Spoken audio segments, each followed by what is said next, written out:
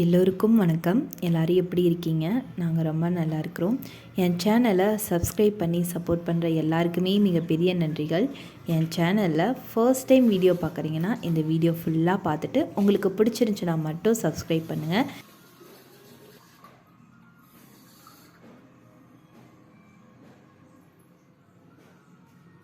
இந்த வீடியோவில் 1 வீக்குக்கு தேவையான மீல் ப்ரிப்பரேஷன் எப்படியெல்லாம் நான் பிளான் பண்ணி வைக்கிறேன் அப்படிங்கிறத தான் உங்கள் கூட நான் ஷேர் பண்ணிக்க போகிறேன். இப்போ வாங்க வீடியோக்குள்ளே போகலாம்.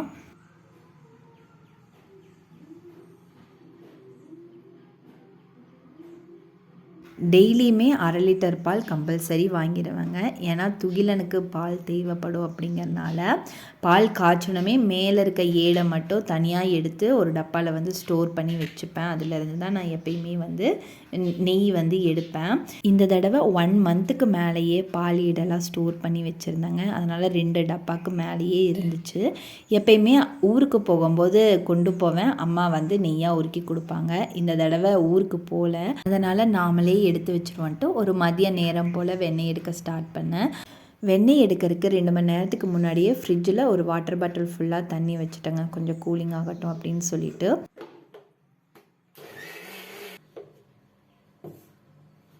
பெரிய மிக்ஸி ஜாரில் நம்ம ஸ்டோர் பண்ணி வச்சுருக்க பாலாடையும் கொஞ்சம் நிறையவே ஐஸ் வாட்டர் ஊற்றி 4-5 ஓட்டுனீங்கனாலே அழகாக வெண்ணெய் நமக்கு திரண்டு வந்துடும். அது அப்படியே பால் போல் திரட்டி நம்ம தண்ணியில் கொஞ்சம் நேரம் ஸ்டோர் பண்ணி வைக்கலாங்க.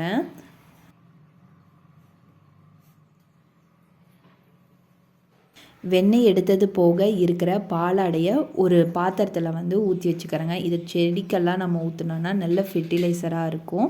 அதுக்காக தனியாக ஊற்றி வச்சுக்கிட்டேன்.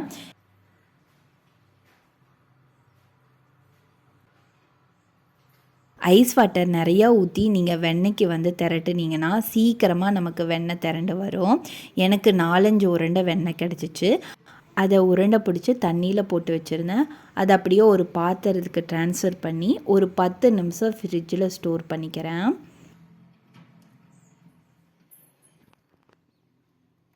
ரசப்பொடி நான் எப்பயுமே கடையில் வாங்க மாட்டேங்க, வீட்டிலே வறுத்து அரைச்சி வச்சுப்பேன். அது எப்படி பண்ணலாங்கிறத பார்க்கலாங்க.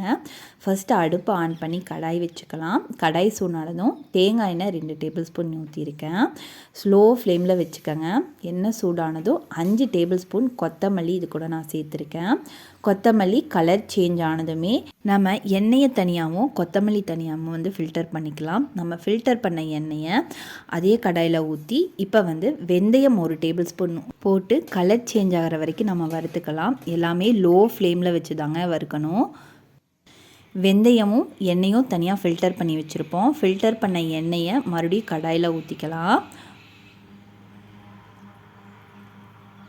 எண்ணெய் லைட்டாக சூடானதுமே 2 டேபிள் ஸ்பூன் சீரகம் இது கூட சேர்த்து நம்ம வறுத்து தனியாக எடுத்து வச்சுக்கலாம். எண்ணெயை தனியாகவும் சீரகம் தனியாகவும் ஃபில்டர் பண்ணி எடுத்து வச்சுக்கணும்.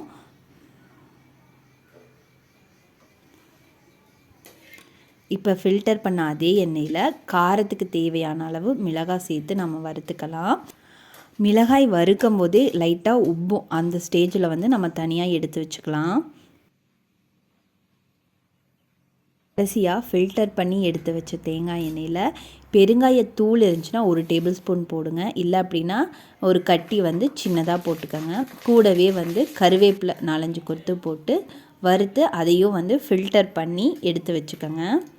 வறுத்து எடுத்து வச்சதெல்லாம் நல்லாவே ஆறிடுச்சுங்க. அதை ஒரு மிக்ஸி ஜாரில் போட்டு அரைச்சி நம்ம தனியாக எடுத்து வச்சுக்கலாங்க. நான் ஃபஸ்ட்டு மிளகாயை 2 ஓட்டு ஓட்டிக்கிறேங்க.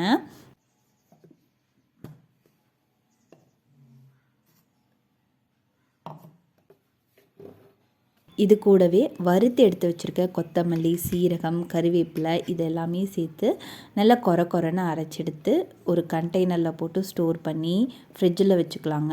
ஒரு 2 வாரத்துக்கு பிரச்சனை இல்லைங்க. நம்ம எண்ணெய் ஊற்றி ஃப்ரை பண்ணியிருக்கிறதுனால நமக்கு ஃபைன் பேஸ்ட்டாக கிடைக்காது. நம்ம எப்போ ரசம் வச்சாலும் கடைசியாக ஒரு கொதி வர்றதுக்கு முன்னாடி இந்த ரசப்பொடிக்கு கூட தண்ணி ஆட் பண்ணி அந்த ரசத்தில் ஊற்றிடுங்க. ஒரு 2 கொதி விட்டதும் ஆஃப் பண்ணிடுங்க. ரசம் டேஸ்ட்டாக சூப்பராக இருக்கும். இந்த ரசப்பொடி யூஸ் பண்ணி எப்படி ரசம் வைக்கணுங்கிறது கூட ஒரு லாங் வீடியோவை ஷேர் பண்ணியிருக்கேங்க.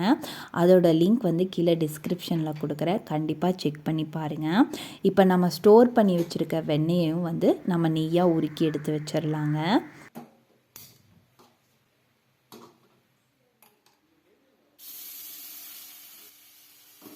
நாம் எப்பயுமே நெய்க்கு உருக்கும்போது அடுப்பை லோ ஃப்ளேமில் வச்சுட்டு தாங்க வெண்ணெய் கட்டியெல்லாம் சேர்த்தணும். அப்போ தாங்க ஸ்டார்டிங்லேருந்தே ஸ்லோ ஃப்ளேமில் ப்ராசஸ் ஆகி நமக்கு நல்ல நெய் வந்து மணல் மணலாக கிடைக்கும். நம்ம போட்ட வெண்ணெய் கட்டி எல்லாமே உருகிருச்சுங்க. மேலே பார்த்திங்கன்னா நல்ல வெள்ளை நுரையாட்ட நிற்கிது.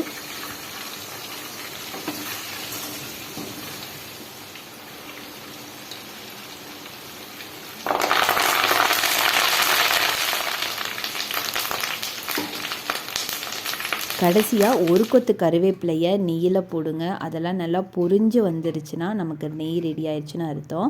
ஓரளவு மிதமாக ஆறுனதுக்கப்புறம் நம்ம தனியாக வடிகட்டி பாட்டிலில் ஸ்டோர் பண்ணி வச்சுக்கலாம்.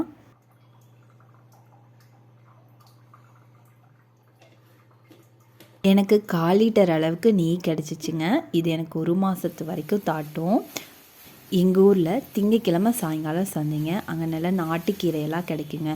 அதனால் சிறுகீரையும் புதினாவும் வாங்கிட்டு வந்திருந்தேங்க.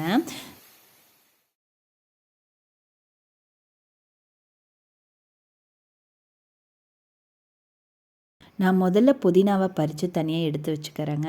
ஏன்னா எனக்கு சிறுகீரையை ஆஞ்சி வைக்கிறது தான் எனக்கு கஷ்டம். அதனால் ஃபஸ்ட்டு புதினாவை ஆஞ்சி வச்சுக்கிறேன். நம்ம வீக் டேஸில் கூட கொஞ்சம் லேட்டாக எழுந்திரிச்சோன்னா டக்குன்னு நம்ம வெரைட்டி ரைஸ் பண்ணலான்னு தான் தோணும். அப்போ கூட நம்ம புதினா ரைஸு இல்லைனா வெஜ் புலாவ் இந்த மாதிரி ஏதாவது ஒன்று டக்குன்னு சமைக்கிறதுக்கு இந்த புதினாவை எடுத்து போட்டு நம்ம பண்ணிடலாம்.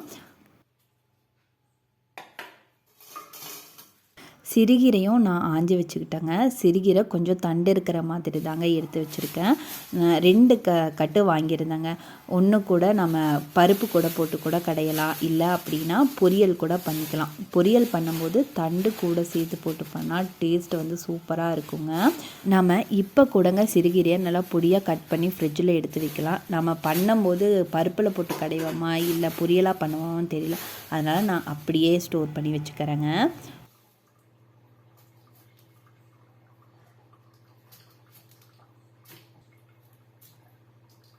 இந்த தடவை சந்தையில் காலிஃப்ளவர் 3 பூ 50 ரூபான்னு கிடச்சிச்சுங்க. நல்லா ஃப்ரெஷ்ஷாக இருந்துச்சு, பார்க்கவே ஆசையாக இருந்துச்சு. அதனால் வாங்கிட்டு வந்த உடனே ஒரு பூவில் வந்து குழம்பு வச்சுட்டேங்க. நல்லா மிளகாட்டி குழம்பு வச்சுட்டேன். இன்னும் 2 பூ இருக்குங்க. அதெல்லாமே சின்ன சின்ன பீசஸாக கட் பண்ணி எடுத்து வச்சுக்கிறேங்க. வீக் டேஸில் சமைக்கும் போது டக்குன்னு ஒரு காலிஃப்ளவர் பொரியல் இல்லை அப்படின்னா சில்லி பண்ணலாம் அப்படின்னா கூட நம்ம அப்போவே சுடுதண்ணியில் போட்டு மேக்னேட் பண்ணி வைக்கிறதுக்கு ஈஸியாக இருக்கும்ன்ட்டு ஓரளவுக்கு குட்டி குட்டியாக பீசஸ் போட்டு கவரில் எடுத்து வச்சுட்டேங்க.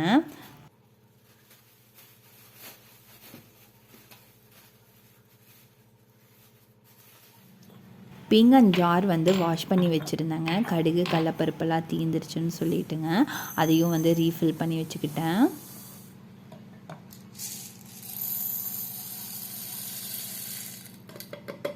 எங்கள் வீட்டு கிச்சன் கவுண்டர் டாப் பெருசாக சொல்கிற அளவுக்கெல்லாம் இல்லைங்க. முன்னாடி ஒரு எண்ணெய் பாட்டில் வச்சுருப்பேன். அப்புறம் உப்பு, தூள் உப்பு, கடுகு, கடலப்பருப்பு இது தாங்க வச்சுருப்பேன். கிச்சன் இருக்கிறதுலே ரொம்ப குட்டி அப்படிங்கிறதுனால தான் கவுண்டர் டாப்பு ஆர்கனைசேஷன் சொல்லிவிட்டு எந்த ஒரு ஸ்டாண்டுமே வாங்கலைங்க. இருக்கிறத வச்சே மேனேஜ் பண்ணிக்கிட்டு இருக்கேன்.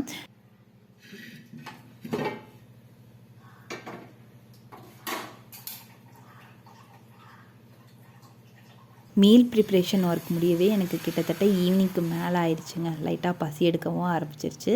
சரி ஒரு ப்ரெட் ஆம்லேட் போட்டுப்போம் அப்படின்னு சொல்லிட்டு ஒரே ஒரு ப்ரெட் ஆம்லேட் மட்டும் போட்டுக்கிட்டேன். ப்ரெட்டு தனியாக கொடுத்தா நான் சாப்பிட மாட்டேங்க. இந்த மாதிரி ப்ரெட் ஆம்லேட் போட்டு கொடுக்கறது இல்லைனா நெய்யில் டோஸ்ட் பண்ணி தர்றது இந்த மாதிரி கொடுத்தா நான் நல்லா சாப்பிடுவேன். இது கூடவே வந்து வெஜிடபிள்ஸு சீஸ் எல்லாம் வச்சு நம்ம சாப்பிட்டோன்னா நல்லா ஃபில்லிங்காக இருக்கும். அதுவே பார்த்திங்கன்னா டின்னருக்கு கரெக்டாக இருக்கும். அன்றைக்கி டக்குன்னு பண்ணுறதுனால எந்த ஒரு வெஜிடபிள்ஸுமே போடாமல் ப்ரெட்டு மட்டும் போட்டு ப்ரெட் ஆம்லேட் போட்டேன்.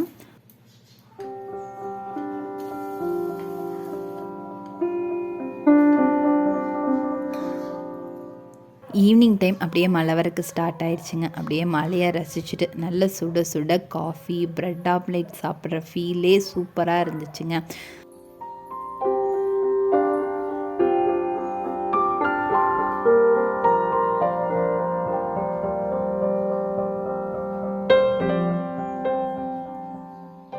அவ்வளோதாங்க, இந்த விலாக் இதோடு நான் முடிச்சுக்கிறேன். இந்த விலாக் உங்களுக்கு யூஸ்ஃபுல்லாக இருக்கும்னு நான் நம்புகிறேன்.